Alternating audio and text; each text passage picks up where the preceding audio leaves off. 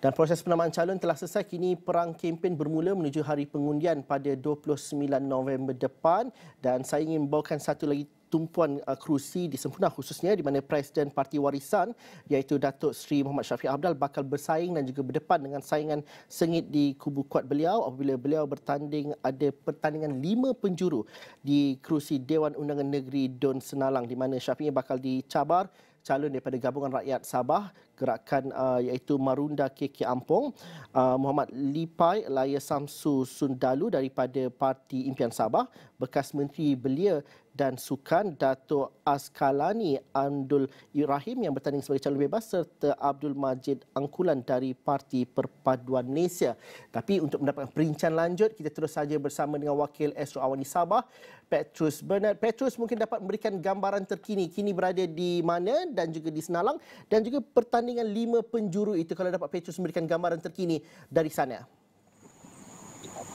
Okey, selamat petang dan salam sejahtera. Saya kini berada di Dewan Masyarakat Sempurna di tempat penamaan calon yang berlangsung sebentar tadi, di mana ianya bermula pada jam 9 pagi sehingga jam 10 pagi. Dan sudah tentu saya berada di sini lebih awal daripada itu, seawal jam 7, dan saya melihat seawal jam 7 calon dan juga penyokong parti masing-masing sudah mulai tiba. Dan apa yang menjadi fokus saya pada petang ini ialah N65 Senalang, di mana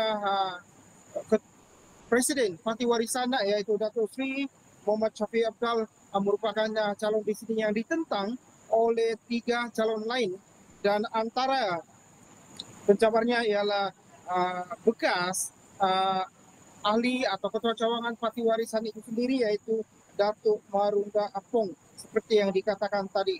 Dan sebelum itu saya ada bercakap-cakap sedikit bersama dengan Datuk Seri bagaimana dia melihat suasana penamaan calon ini, dan dia berpuas hati kerana semuanya berjalan dengan baik dan berkaitan dengan cabaran atau tentangan daripada parti lawan, daripada calon lain yang mencabar beliau.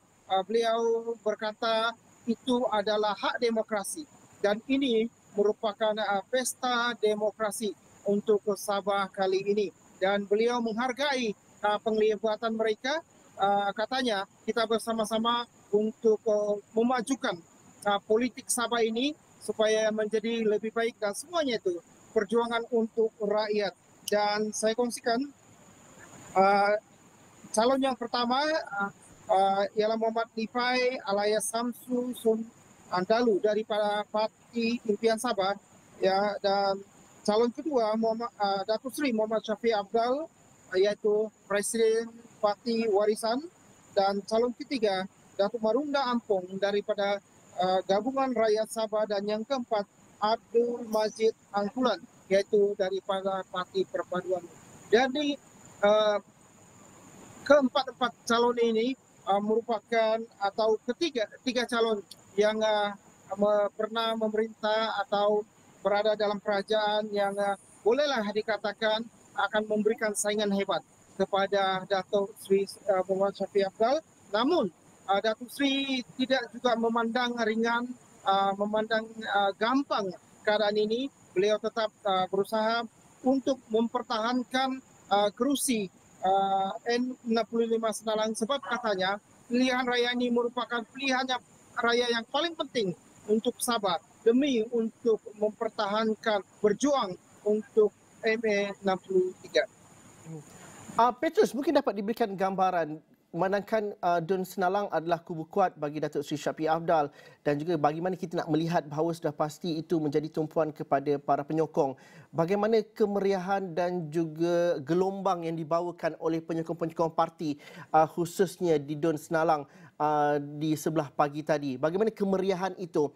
Dan juga Petrus menyebut bahawa ianya berjalan dengan lancar, akan tetapi bagaimana semangat kerana ini kempen sudah pun bermula, dan juga gerak kerja itu mungkin dapat dilihat dengan kehadiran penyokong-penyokong itu. Bagaimana gambarannya, Petrus?